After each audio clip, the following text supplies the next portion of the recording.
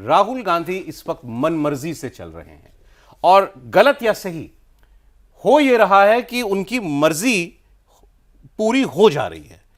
वंदे मातरम नहीं गाए तो क्या हो गया? थाने में एफआईआर कराने के लिए गए तो 6 घंटे वहां बैठे रहे, एफआईआर कराई।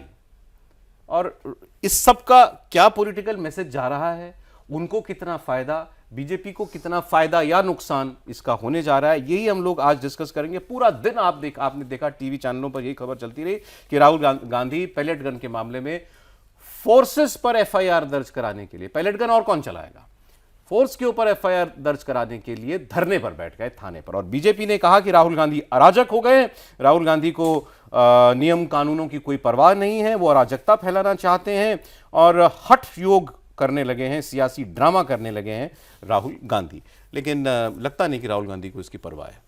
और बिल्कुल सौरभ, और मर्जी के जो आपने 2-3 उदाहरण बताए उसमें और भी जोड़ देंगे। जैसे पार्लियामेंट नहीं चलने दूंगा क्योंकि मेरी मर्जी कि हमको ये डिबेट चाहिए, और जब वो डिबेट मिल रहा है तो डिबेट नहीं करूंगा क्योंकि मेरी मर्जी। हाँ, तो वो लाइन तो उन्होंने एकदम से पकड़ ली है। उसके पहले जो उन्होंने ये कहा था ना कि जब सरकार 1 साल नहीं चलेगी और इस तरह की चीज़ें, तो समझ में आ सकता है कि निश्चित तौर पे उनकी अपनी एक डिज़ाइन बन चुकी है कि अब मुझे पॉलिटिक्स को इस तरीके से ही लेकर जाना है। और शायद उसके पीछे वजह सौरभ ये हो सकती है कि बहुत कुछ उन्होंने ट्राई कर लिया और वो सारी चीज़ें जब पे नहीं की, जैसे नफ़रत की दुकान, मोहब्बत की दुकान, ये वो कितनी सारी चीज़ें वो कर चुके हैं अलग अलग मौके पे। अब आके उनको ये लगा होगा कि भाई अगर नरेंद्र मोदी के हिसाब से बात करें तो नरेंद्र मोदी, गृहमंत्री अमित शाह तो वही है ना जो थे, तो फिर पार्लियामेंट में वो जाके झप्पियाँ करना वो क्या था? आज फिर वो भाषा क्या है? इसका मतलब क्या था कि आपने जितने तरीके आजमाए थे, जब वो तरीके फेल हो गए तो ये एक तरह से, और ये तरीका कि अब हर चीज़ को मैं डिस्टर्ब करके, और उस तरह से आप कह सकते हैं कि ख़ास तौर पे जो लोग नरेंद्र मोदी का विरोध करते हैं उनके अंदर में एक हीरो के तौर पे कि हाँ मैं झुका देता हूँ। हाँ बिल्कुल बिल्कुल, मैसेज तो यही है ना कि मैं जो चाहता हूँ वो कर लेता हूँ। हाँ, सरकार मेरा कुछ नहीं बिगाड़ पाती। बिल्कुल। और पीएम मोदी और गृहमंत्री अमित शाह की छवि के हिसाब से देखें तो उनकी छवि कैसे रही है कि एक अजय टाइप से, ठीक, आमतौर पर ये हारते नहीं, ये जीतते हैं और मजबूत दमदार। लेकिन ये सारी छवि 2 चीज़ों से बनी। एक तो ये कि जैसे पॉलिटिकली ये छवि बनी इस लिहाज से कि उन्होंने इलेक्टोरेट विक्ट्री उनको इतनी मिली। दूसरी छवि गवर्नेंस के हिसाब से इस लिहाज से बनी कि उन्होंने बड़े बड़े फैसले किए, उन फैसलों को धरातल पे उतारा विरोध के बावजूद। तो इन 2 चीज़ों के चलते, जैसे धारा 370 को हटाना एक बड़ी छवि थी कि भाई माहौल बनाया जा रहा था कि देश में क्या हो जाएगा, कश्मीर में क्या हो जाएगा, अंतर्राष्ट्रीय स्तर पर किस प्रकार से दबाव पड़ेगा, सारी चीज़ें नहीं हुई।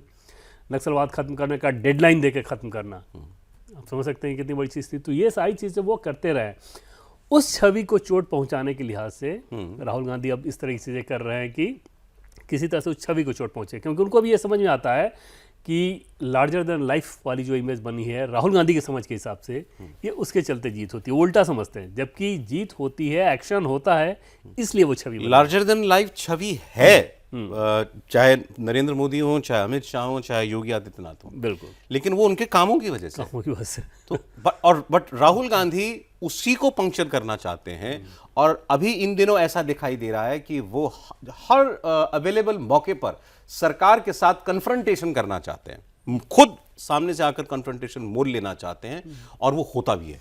और जैसे अब प्रधानमंत्री के आवास पर धरना देने के लिए गए, सड़क पर लेट गए, पुलिस को जबरदस्ती ही उठाना पड़ा और फिर रात को छोड़ भी देना पड़ा। मैं तो उस दिन में भी कहता हूं, उस दिन भी सारा दिन दुनिया ने क्या देखा कि राहुल गांधी छात्रों के मुद्दे पर प्रधानमंत्री के घर के बाहर भी जाना पड़ा तो चले गए। हाँ, लेकिन उसमें सौरभ जो चिंताजनक बात राहुल गांधी के लिहाज से ये हो सकती है कि जैसे आज भी जो हुआ, फोर्स पे आप एफआईआर कराने के लिए धरना प्रदर्शन कर रहे हो, देश में बहुतायत लोगों के दिमाग में ये बात अच्छी जाएगी या बुरी जाएगी? अब पॉलिटिकली देखें ये डिपेंड इस पे करता है कि बीजेपी ये मैसेज या ये शब्द जो आपने बोले ये कितना लोगों तक पहुंचा पाएगी। हाँ, लेकिन सामान्य तौर पे भी अगर देखें तो मान लीजिए ठीक है कि पॉलिटिकल पार्टी के तौर पे बीजेपी क्या कर रही है क्या नहीं कर रही है अलग चीज़ है, लेकिन जो भी देश में साउंड माइंड का आदमी होगा वो इसको कैसे देखेगा जब उसको ये पता है कि तकरीबन 280 पुलिस वाले उस दिन चोटिल हुए हैं, कितनी सारी गंभीर चोटें भी रही, वो सारी चीज़ें सामने हैं। कैसे नेपाल और बांग्लादेश बनाने के वहाँ पे नारे लग रहे थे, जंतर मंतर पर प्रोटेस्ट की इजाज़त ली गई थी और वो प्रोटेस्ट 1 महीने से चल रहा था, तो सरकार को अगर सख्ती बरतना रहता तो सरकार बहुत पहले ही इस काम को कर सकती थी। बाद में क्यों करेगा? प्रोटेस्ट की इजाज़त है आपकी, जंतर मंतर पर है और पार्लियामेंट में आप घुसने की बात कर रहे हैं, कनॉट प्लेस के इलाके में इस तरह से भगदड़ मचा रहे हैं। तो ये सारी चीज़ें तो ऑलरेडी पब्लिक डोमेन में है और उस बैकग्राउंड में आप ये काम कर रहे हो।